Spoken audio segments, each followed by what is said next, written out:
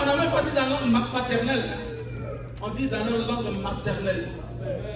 Parce que c'est la maman qui apprend à l'enfant les premiers mots. Gloire à Dieu.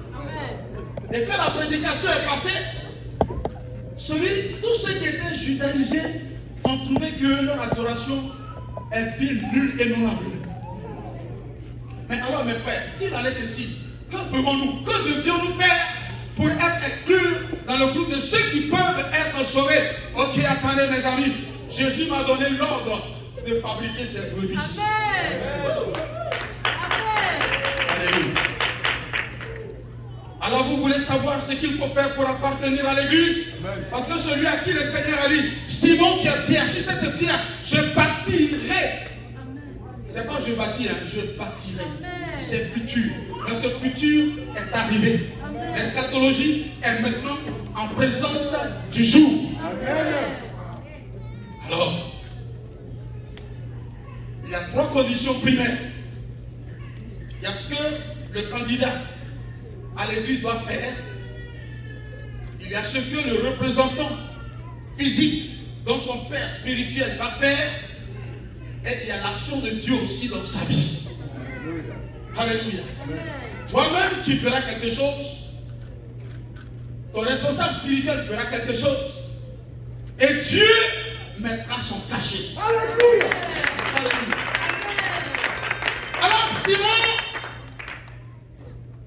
qui a revêtu Pierre, la révélation, il va dire, repentez-vous. Et que chacun de vous, pour une raison précise, pour obtenir le pardon de vos péchés, vous allez être baptisés au nom de Jésus-Christ. Et vous deviez recevoir le don du Saint-Esprit. Cette promesse, c'est pour vous, c'est pour vos enfants, et c'est pour tous ceux qui sont au loin. Au loin par rapport à la distance, mais au loin aussi par rapport au temps. Gloire à Dieu. Cette parole, cette promesse, cette vérité, pour conditionner la vie des gens. Tu es juif, tu es hébreu, tu as adoré le Seigneur depuis combien de temps? Il faut que tu crois au Seigneur Jésus, tu fasses la repentance, tu sois baptisé au nom de Jésus pour le pardon de tes péchés et que tu reçoives le don du Saint-Esprit. Alléluia. Voici l'église et voici les membres de l'église. Simon qui est Pierre, ça veut dire qu'il y a la révélation. Au travers de cette révélation, je révélerai ce qu'il faut faire pour être ma brebis. Soit grand, soit petit, soit blanc, soit noir, soit rouge. Si tu n'es pas dans ces conditions, Dieu ne te le connaît pas.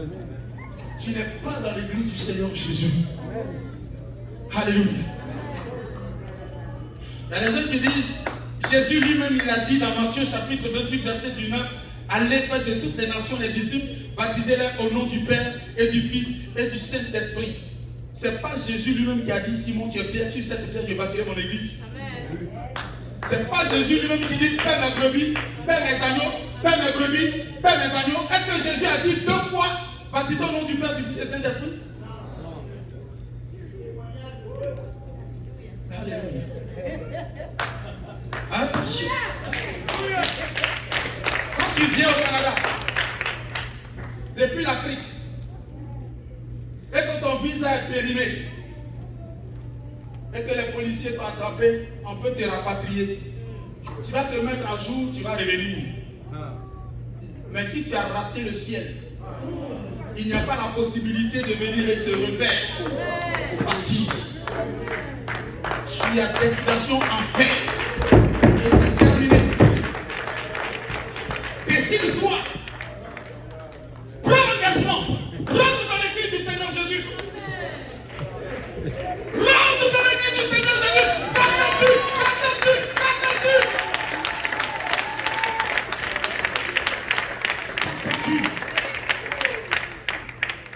se promener dans le désert. Prends la direction de la terre promise. Rentre dans l'église rapidement, ne tarde pas. Accomplis l'objectif du Seigneur Jésus.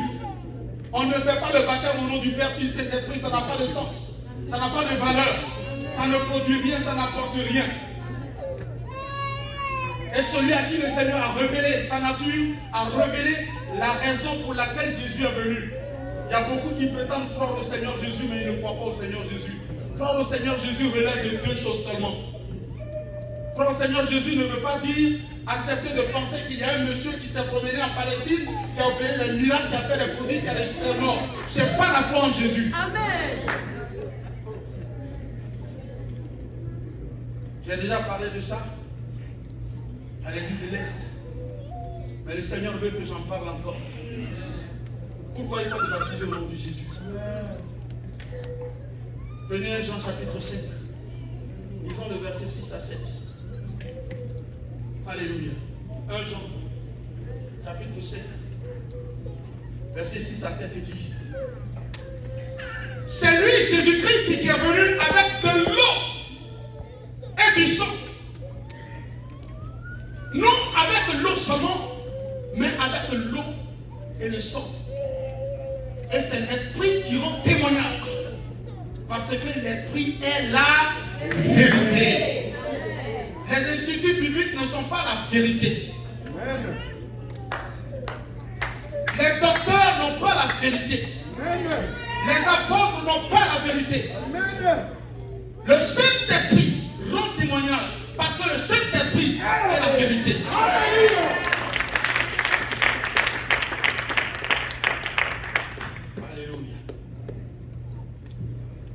Pourquoi le Seigneur parle dans Actes chapitre 1 verset 8? Vous recevez une puissance. Le Saint-Esprit, le Saint-Esprit, le Saint-Esprit surveillant sur vous et vous serez mes témoins. Parce que celui qui a écrit pour la première fois dit qu'il témoigne. Que son témoignage est vrai. Cherchez Jean 19, verset 34 à 38. C'est ça le témoignage. C'est ça le vrai témoignage.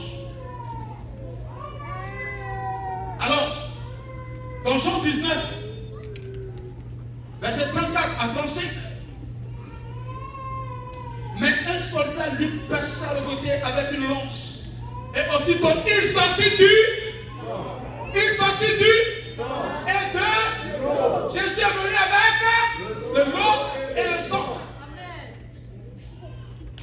Voilà la raison pour laquelle Jésus est venu sur la terre. Jésus n'est pas venu pour créer des conditions de résurrection de Lazare. Ce n'est pas le témoignage. Le témoignage n'est pas en ce que le Seigneur a fait manger 3 000 personnes, 4 000 personnes. Le témoin, ce n'est pas Jésus qui a fait ressusciter le fils de Naïm, la veuve de Naïm. Mais il est venu avec l'eau et le sang. Verset 35.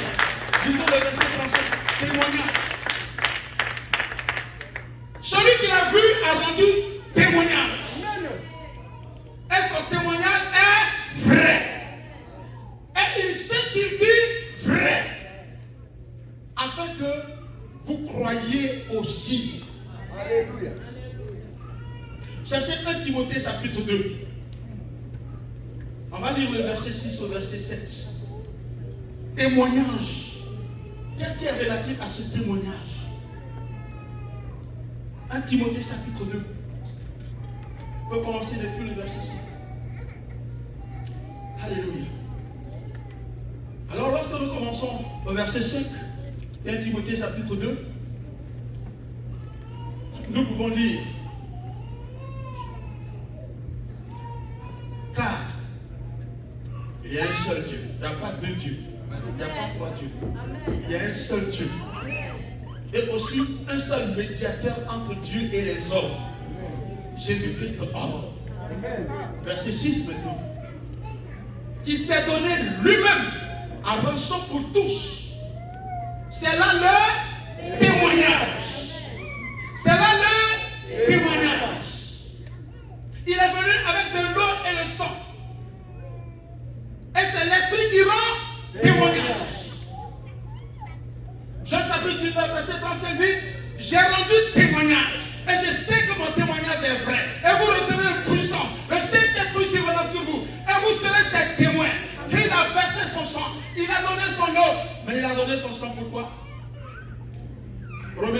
3, versets 23 à 27. On va lire ça. Romains chapitre 3. Ça fait étude biblique aussi. Alléluia. La Bible dit dans Hébreux chapitre 9, verset 29, sans effusion de sang, il n'y a pas de pardon. Mais moi j'ai fait mes offrandes, j'ai fait les dîmes, j'ai acheté le terrain pour l'église, j'ai fait des jeûnes, etc. Dieu dit, sans effusion de sang, il n'y a pas de pardon. Gloire à Dieu. Amen. Et nous allons voir dans Romains, chapitre 3, verset 23 à 27. Alléluia. Car tous ont péché et sont privés de la gloire de Dieu. Et ils sont gratuitement justifiés par sa grâce, par le moyen de la rédemption qui est en Jésus-Christ. C'est lui que Dieu a destiné par son sang à être victime propitiatoire, afin de montrer sa justice, parce qu'il avait laissé impunis les péchés commis auparavant au temps de sa patience, afin, dis-je, de montrer sa justice dans le temps présent, de manière à être juste tout en justifiant celui qui a la foi en Jésus. C'est lui que Dieu a destiné par son sang à être victime propitiatoire.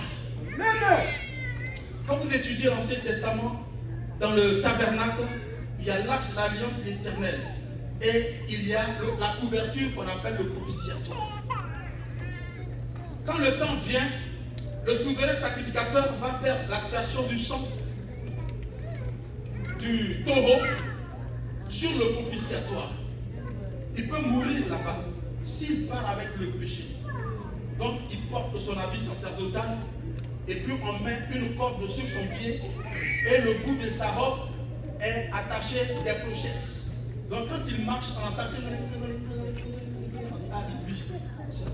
et il va jusqu'à là. Il asperge le sang sur le propitiatoire. Si jamais tout est silencieux, 1 heure, 2 heures, tout le monde est troublé. On tire sur la corde. On tire. Si ça ne bouge pas, on commence à tirer pour faire sortir le corps. Maintenant, qui est capable d'aller toucher ce corps? Alléluia. Parce que la puissance du feu électrique de Dieu est dessus. Alléluia. Mais dans l'histoire, on n'a pas vu ça. Gloire à Dieu. Et donc, il asperge le sang sur le propitiatoire. Et quand on allume l'autel de parfum, la fumée monte. Et tous les Juifs commencent à adorer Dieu. Parce que le sacrifice annuel a été agréé. Alléluia. Et c'est là que le Seigneur a dit, par le sang propitiatoire, du temps propice, de moment opportun, que tu as besoin d'avoir le sang pour le présenter devant le Seigneur. Quand on te dit crois au Seigneur Jésus et tu seras sauvé, ce n'est pas de croire à quelqu'un qui a marché en Israël, mais qui a cru à ce qui nous était annoncé. Ésaïe chapitre 53, qui a reconnu le bras de l'Éternel. C'est tes péchés qui s'est chargé, c'est tes iniquités qu'il a portées. Et le châtiment qui te donne la paix, la réconciliation avec Dieu est tombé sur lui. Et par cette meurtrissure, tu es guéri physiquement, tu es guéri spirituellement. Alléluia. Oui, Seigneur, je crois, je dois mourir. Mon sang va verser. Mais tu as pris mes péchés sur toi. Et tu es mort de ma mort. Tu as été jugé de mon jugement. Je crois, Seigneur, je crois. Oui. Est-ce que tu crois? Oui, je crois. Ce que tu dois croire au Seigneur Jésus, c'est que son sang est versé en lieu et place de ton sang. Sans effusion de sang, il n'y a pas de pardon. Le sang pour lequel le Seigneur veut manifester son pardon, c'est le sang innocent qui a été versé pour toi, le sang de Jésus. C'est pour cela que Jésus est venu avec le sang. Pourquoi il est venu avec de l'eau?